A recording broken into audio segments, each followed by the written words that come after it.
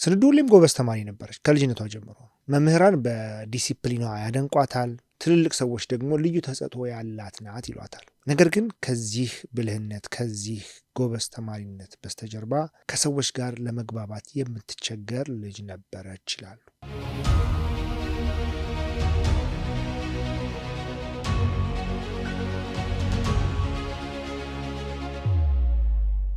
ጤና ይስጥልኝ፣ እንደከረማችሁ። የዛሬዋ ባለ ታሪካችን ኢትዮጵያዊ ነች። ይህንን ታሪክ ብዙዎቻችሁ በተለያዩ ኮንቴንት ክሬተሮች፣ በተለያዩ የታሪክ መዛግብት በሚሰሩ በጋዜጠኞችም ጭምር ሰምታችሁት ይሆናል።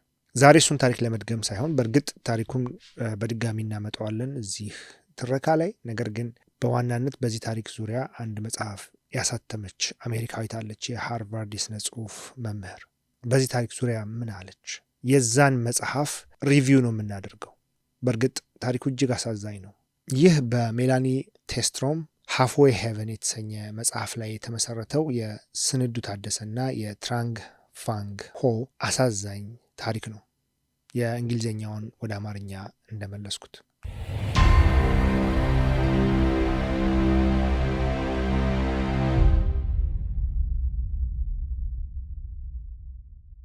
እንደ አውሮፓውያን አቆጣጠር በ1991 ዓ.ም ጸደይ ወራት ስንዱ ታደሰ የምትባል ጸጥተኛ ጭምት ወጣት የቤተሰቦቿን ተስፋና የብቸኝነት ስሜቷን ተሸክማ ወደ አሜሪካ ሃርቫርድ ዩኒቨርሲቲ ገባች።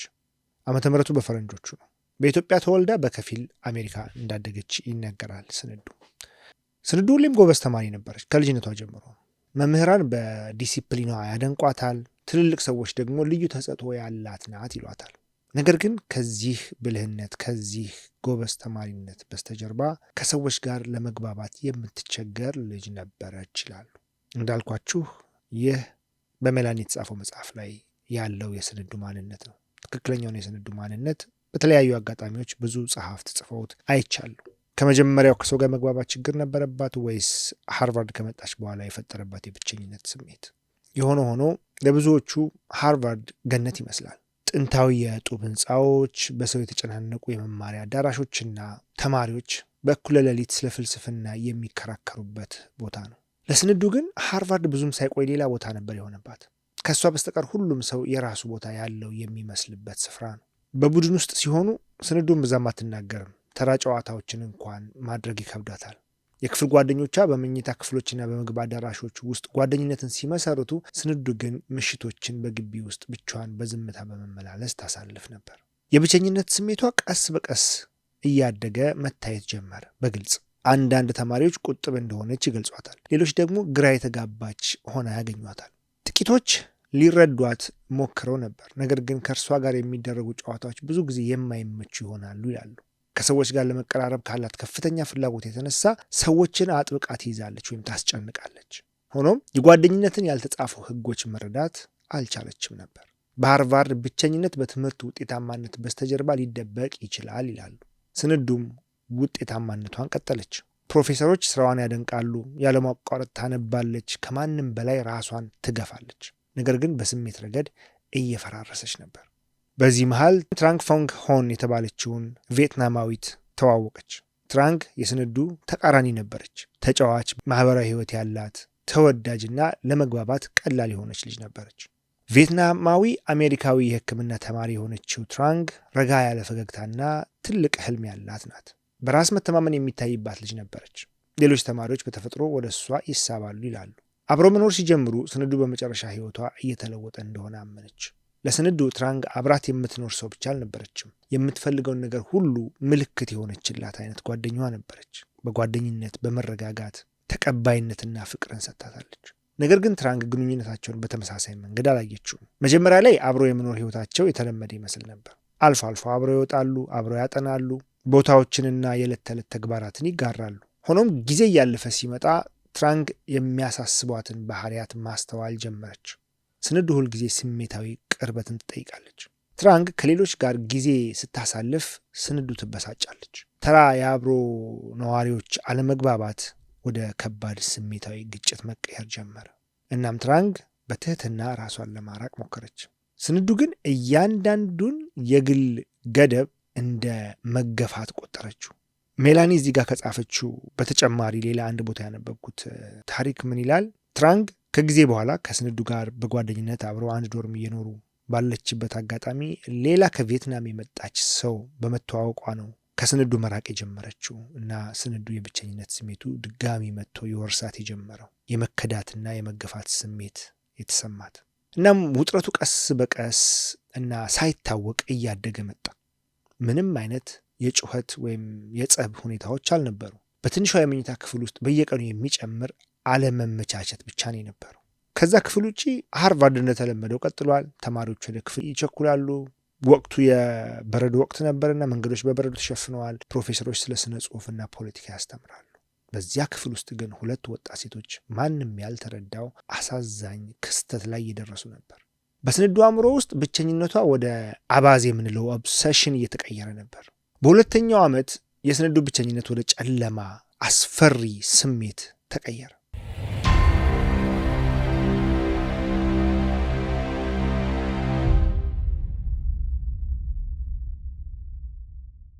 በሃርቫርድ ዩኒቨርሲቲ ማህበራዊ ህይወት ፈጣን የጓደኛ ቡድኖች በፍጥነት ይመሰረታሉ። ተማሪዎች ክለቦችን ይቀላቀላሉ፣ በድግሶች ላይ ይሳተፋሉ። ለሚቀጥለው ለቀሪ ህይወታቸው የሚከተላቸውን ትስስር ይፈጥራሉ። ስንዱ ግን ከዚህ ሁሉ ውጪ ነበረች።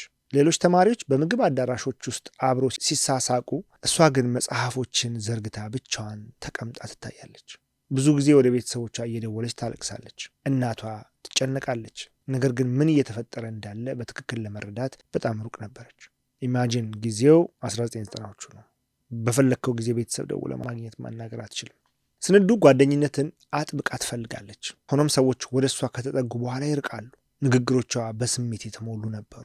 ከሰዎች ሁልጊዜ ማጽናኛን ትጠብቃለች። ስንዱ የግል ገደቦችን ወይም ፐርሰናል ስፔስ የምንለውን ለመረዳት በጣም ከብዷት ነበር። አንዳንድ ጊዜ የክፍል ጓደኞቿ እሷን መራቅ ይፈልጋሉ። ቀስ በቀስም መራቅ ይጀምራሉ። ይህ መገፋት ሌላ የህመም ዑደትን ፈጠረባት። ገለልተኛ በሆነች ቁጥር ደግነት ለሚያሳዩት ጥቂት ሰዎች ያላት መጣበቅ እየበረታ ሄደ። ከማንም በላይ ደግነት ያሳየቻት ደግሞ ትራንግ ነበረች።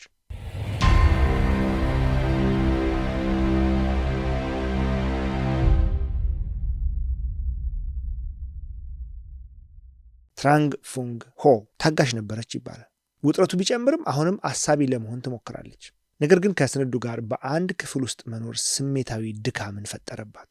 ስንዱ የትራንግን ስሜት ሁልጊዜ ትከታተላለች። ትራንግ የራቀች ወይም የደከመች በሚመስልበት ጊዜ ስንዱ ትደነግጣለች። ግንኙነታቸው እንደ አብሮ ነዋሪ ሳይሆን እንደ ስሜታዊ የህልውና ትግል ነበር።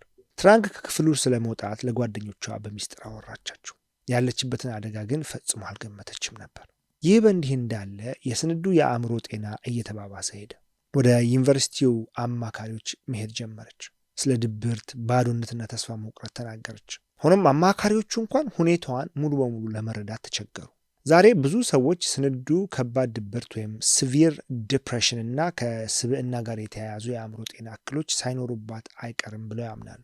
ነገር ግን በ1990ዎቹ መጀመሪያ ላይ ስለ አእምሮ ህመም በተለይም ደግሞ በስደተኛ ተማሪዎች መካከል የሚደረጉ ውይይቶች ውስንና የተሳሳቱ ነበሩ።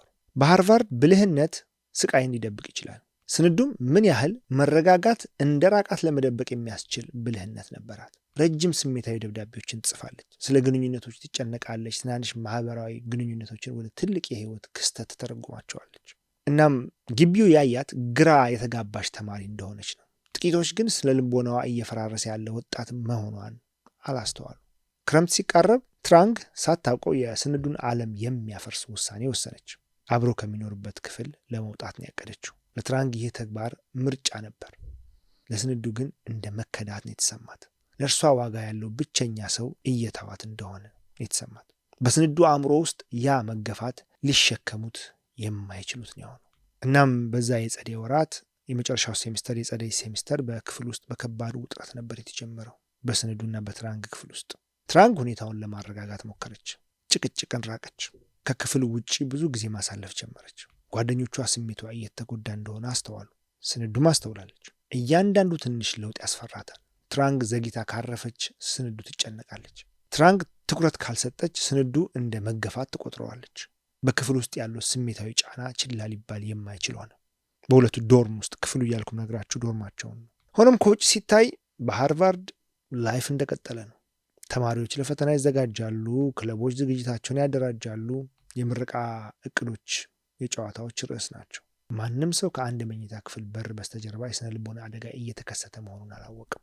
በዚህ ወቅት የስንዱ ጽሑፎች ከጊዜ ወደ ጊዜ አስፈሪ እየሆኑ መጡ።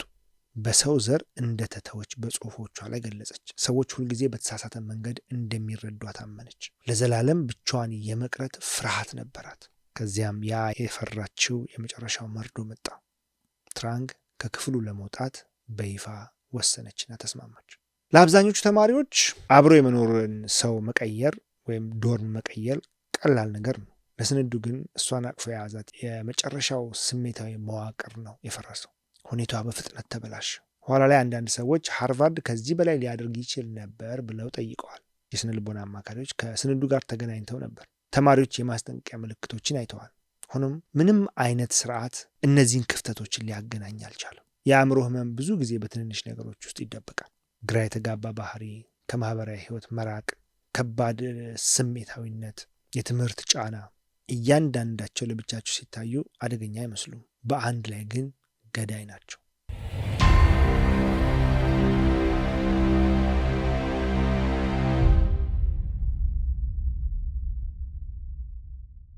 ስንዱ ስለ ወደፊት ማሰብ አቆመች። ይልቁንም ሀሳቧ ወደ ጨለማ፣ ወደ በቀል፣ ወደ ተስፋ መቁረጥና ሽሽት ተቀየረ። በተመሳሳይ ጊዜ ደግሞ ትራንግ በተለመደው የተማሪ ህይወት ላይ ትኩረት አድርጋ ነበር። ከዶርም ልወጣ ነው፣ ይሄ የተለመደ ነገር ነው ብላ ብዙም ትኩረት አልሰጠችው። ሕክምና ታጠና ነበር። ትራንግ ከጓደኞቿ ጋር ትጫወታለች። ከኮሌጅ በኋላ ስላለው ህይወት ታቅዳለች። አብሮ ነዋሪዋ ወደ ከባድ አባዜና አመፅ እየገባች መሆኑን ፈጽሞ አላወቀችም ነበር። እናም አደጋው በዝምታ በዝግመት እየቀረበ ነበር። ምንም አይነት የታወቀ ዛቻ የለም። ምንም አይነት ግልጽ የባህሪ መበላሸት የለም። ዓለም በዙሪያዋ ስትሽከረከር ብቻዋን እየፈራረሰች ያለች አንዲት ወጣት፣ አንዲት ነፍስ ብቻ ነበረች። እናም በግንቦት 1995 መጨረሻ ላይ በሁለቱ አብሮ ነዋሪዎች መካከል ያለው ስሜታዊ ርቀት ሊታለፍ የማይቻለው ነው። ግንቦት 28 ቀን 1995 ምሽት ግቢው ጸጥ ረጭ ብሎ ነበር። በሃርቫርድ ዩኒቨርሲቲ ውስጥ በመኝታ ክፍላቸው ውስጥ ትራንግና ስንዱ ብቻቸውን ነበሩ። ከዚያ በኋላ ስለተከሰተው ነገር ዝርዝር መረጃ ማንም አያውቅም። ነገር ግን መርማሪዎች በኋላ ላይ አስፈሪውን ቅደም ተከተል አቀናጅተውት አስቀምጠውታል። በዚያ ምሽት በሆነ ወቅት ስንዱ ትራንግን በቢላዋ አጠቃቻት። ጥቃቱ ድንገተኛና ጨካኝ ነበር። ትራንግ ለመከላከል ብትሞክርም ጥቃቱ ለሞት የሚዳርግ ቁስልን አድርሶባት ነበር። ብዙ ደም ፈሷት ነበር። ከዚያም አብሮ ነዋሪዋን ከገደለች በኋላ ስንዱ ቢላዋን ወደ ራሷ አዞረች። በማለዳው ሁለቱም ወጣቶች ሴቶች ሞተው ተገኙ። ዜናው በሃርቫርድ እንደ ድንገተኛ መብረቅ ነበር የተሰራጨው። ተማሪዎች አንዳቸው ሌላቸውን ባለማመን ይመለከቱ ነበር። ፕሮፌሰሮች አሳዛኝ ክስተቱን ለማብራራት ተቸገሩ። ጋዜጠኞች ወደ ግቢው መጡ። የቴሌቪዥን ጋዜጠኞችም ወዲያውኑ ደረሱ።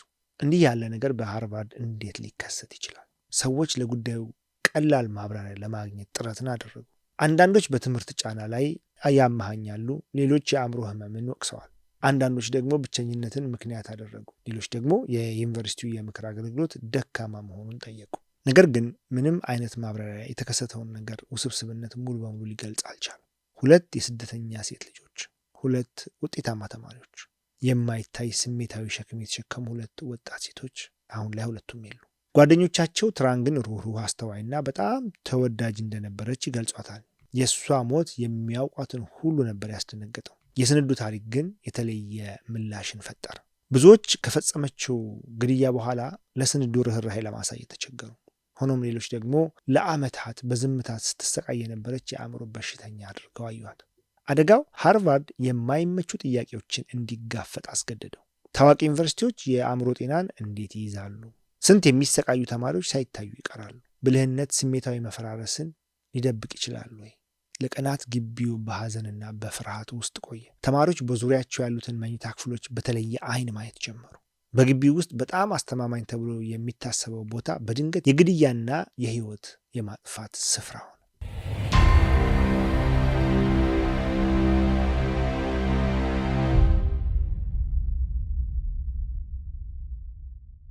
የፖሊስ ምርመራው ካበቃ ከረጅም ጊዜ በኋላም ስሜታዊ ጥያቄዎች ሳይመለሱ ቀርተዋል። ከሁለቱ ወጣቶች ሞት በኋላ መርማሪዎች የስንዱን የመጨረሻ ወራት መመርመር ጀመሩ። ያገኙት ነገር በብቸኝነት የተዋጠች ወጣት ምስል ነበር። ፖሊስ ማስታወሻ ደብተሮችን፣ ደብዳቤዎችን፣ የምክር አገልግሎት መዝገቦችንና ከክፍል ጓደኞቿ ጋር የተደረጉ ቃለ መጠይቆችን መርምሯል። ደጋግመው ተመሳሳይ ጉዳዮች ታዩ።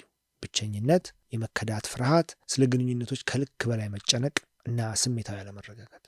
ሰነዱን የሚያውቁ ሰዎች ብዙ ሰዎች በኋላ ላይ የሆነ ችግር እንዳለ ተሰምቷቸው እንደነበር አምነዋል። ነገር ግን ጥቃትን ማንም አልገመተም ነበር። የስነ ልቦና አማካሪዎች ለመርዳት ሞክረዋል። ጓደኞች አዳምጠዋል። ሆኖም የስንዱ ስቃይ በግልጽ የሚታይ ችግርና በተደበቀ መፈራረስ መካከል በዛ መሃል ላይ ያለ ነበር። የአእምሮ ህመም ሁልጊዜ ራሱን በግልጽ አያሳውቅም። አንዳንድ ጊዜ እንደ ግራ መጋባት ይታያል። አንዳንድ ጊዜ እንደ ጣበቃ፣ እንደ ኦብሰሽን፣ አንዳንድ ጊዜ ደግሞ ዝምታ ነው። በስንዱ ሁኔታ ደግሞ የማስጠንቀቂያ ምልክቶቹ እስከ መጨረሻ ድረስ ከተለመደው የኮሌጁ ህይወት ጋር ተቀላቅሎ ነበር። የመገናኛ ብዙሃን ዘገባዎች መበርታት ጀመሩ። በመላው አሜሪካ ያሉ ጋዜጦች ጉዳዩን አስደንጋጭ ብለው ገለጹት። ምክንያቱም የተከሰተው በሃርቫርድ ዩኒቨርሲቲ ስኬትና ዝና በሚታወቅበት ቦታ ስለሆነ። ነገር ግን ከዜናዎቹ በስተጀርባ ጥልቅ እውነታ ነበረ። ታዋቂ ተቋማት ሰዎችን ከስሜታዊ ስቃይ አይከላከሉም፣ ይልቁንም ስቃዩን ሊያጎሉት ይችላሉ። ተማሪዎች ሁልጊዜ ፍጹም ሆኖ ለመታየት ጫና ይበዛባቸዋል። ድክመትን ማመን እንደ ውድቀት ሊቆጠር ይችላል። ጋዜጠኞች የክፍል ጓደኞቻቸውን ሲያነጋግሩ ሌላ የማይመች እውነት ወጣ።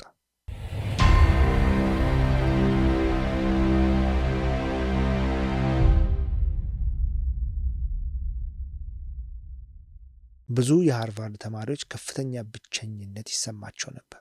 የስንዱ ጉዳይ በትምህርት ውጤታማነት ስር ተደብቆ ለነበረው ትልቅ ስሜታዊ ቀውስ ከባድ ምሳሌ ነበር የሆነው። ይህ በእንዲህ እንዳለ የትራንግ ቤተሰቦች በግል ያዝኑ ነበር።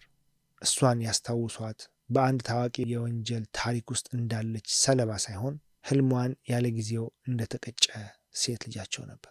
ምርመራው በቀጠለ ቁጥር ዩኒቨርሲቲው የአእምሮ ጤና ስርዓቱ ጣልቃ ለመግባት እድሎች አምልጦታል የሚል ከፍተኛ ትችት ገጠመው።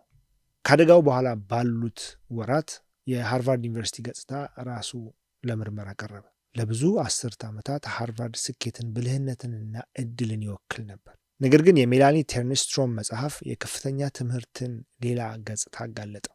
በስሜታዊ መገለልና በስኬት በስተጀርባ የተደበቀ ብቸኝነትን መጽሐፉ ቁልጭ አድርጎ አሳየ። ተማሪዎች በሺዎች የሚቆጠሩ ሰዎች ተከበው ሳለ የማይታዩ እንደሆኑ ተሰምቷቸው እንደነበር ገለጹ። ብዙ ጊዜ ውድቀትን ይፈራሉ። ሌሎች ፍጹም ውጤት እያስመዘገቡ በድብርት ውስጥ በዝምታ ይታገላሉ። ዩኒቨርሲቲው ከውጭ ሲታይ ኃያል ይመስላል። በውስጡ ግን ብዙ ተማሪዎች በስሜት ደካሞች ናቸው። የስንዱ ታሪክ አንድ ሰው በትምህርቱ ውጤታማ ሆኖ ሳለ እንዴት በቀላሉ በስነ ልቦና ሊጠፋ እንደሚችል አሳይቷል። ስንዱ ክፍሎችን ትከታተላለች፣ ስራዎችን ታጠናቃለች፣ የሚጠበቅባትን በሙሉ ታደርጋለች። ሆኖም ግን በስሜት ረገድ እየወደመች ነበር። መጽሐፉ የስደተኝነትን ማንነትና የባለቤትነት ስሜትንም ያስሳል። ትራንግም ሆኑ ስንዱ የመጡት ለልጆቻቸው ትልቅ ተስፋ ካላቸው የስደተኛ ቤተሰቦች ነበር። ስኬት የግል ብቻ አልነበረም። መስዋዕትነትን፣ መትረፍንና የቤተሰብ ኩራትን የሚወክል ነገር ነው። ያ ጫና ሌላ የስሜት ሸክም ፈጥሯል። ውድቀትን እንደ ትልቅ ጥፋት መቁጠር፣ ብቸኝነት ደግሞ እንደ ነውር ይታያል። የአእምሮ ህመም ስለ እሱ ለመነጋገር የበለጠ ከባድ ያደርገዋል። አሳዛኙ ክስተት ስለ ዘር፣ ማንነት፣ አእምሮ ጤናና ስለ ስኬት ድብቅ ዋጋ የማይመቹ ውይይቶችን አስገደደ። አንዳንድ አንባቢዎች ለስንዱ ከፍተኛ ርኅራኄ ተሰማቸው። ሌሎች ደግሞ ርኅራኄ ማሳየት የትራንግን ህይወት ጥላሸት መቀባት እንደሆነ አመኑ። ክርክሩ በመላ ሀገሪቱ ስሜታዊነትን የተሞላ ነበር። ስንዱ ለአንዳንዶች ጭራቅ ነበረች ወይስ ደግሞ ያልታከመ ህመም ሰለባ ነበረች የሚል ክርክርን ፈጠረ፣ ወይስ ደግሞ ሁለቱ። መጽሐፉ ቀላል መልሶችን ለመስጠት ፈቃደኛ አልሆነም። ይልቁንም አሳዛኝ ክስተቶችን እንዴት ቀስ በቀስ በብቸኝነት ካለመረዳዳትና ካልታከመ ህመም እንደሚመነጩ አሳይቷል። ከዚህ ሁሉ በላይ የሚያስደነግጠው ግን ብዙ ታሪኩ የሚያነቡ ተማሪዎች በስንዱ ብቸኝነት ውስጥ የራሳቸውን ክፍል ማየታቸው ነበር። እናንተስ ምን ታስባላችሁ? እንግሊዝኛውን መጽሐፍ ከፈለጋችሁ የደራሲዋ ሜላኒ ቴርንስትሮም ቲንክ ወደ 274 ፔጅ መጽሐፍ አማዞን ላይ ያለ ገዝታችሁ ማንበብ ትችላላችሁ። በእንግሊዝኛ ቨርዥን አለው፣ አማርኛ ያለው አይመስለኝም። የስንዱ ታሪክ እጅግ አሳዛኝ ነው። ብቸኝነት እና የአእምሮ ጤና በጣም ትኩረት ሊሰጣቸው የሚገቡ ሁለት መሰረታዊ ነገሮች ናቸው። ሀሳባችሁን በኮሜንት ላይ አስቀምጡልኝ።